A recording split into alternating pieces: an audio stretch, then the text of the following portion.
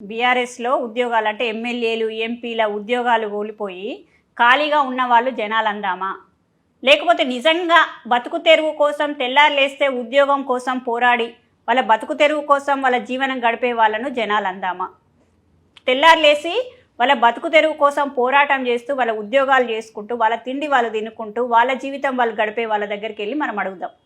ఈరోజు కాంగ్రెస్ పార్టీ వచ్చిన తర్వాత గతంలో ఏదైతే ఏకకాలంలో 1,00,000 రూపాయల రుణమాఫీ అన్న కేసీఆర్ గారు 9 ఏళ్లలో కనీసం 1,00,000 రూపాయలు కూడా మాఫీ వేయకుండా, వడ్డీలు కూడా మాఫీ వేయకుండా, మళ్ళీ 9 ఏళ్లలో రుణాలు తీసుకోకుండా ఉన్న వాళ్ళు మోసం చేసినట్ట, లేకపోతే ఏకకాలంలో 35 లక్షల రైతులకు రుణమాఫీ చేసిన మేమా?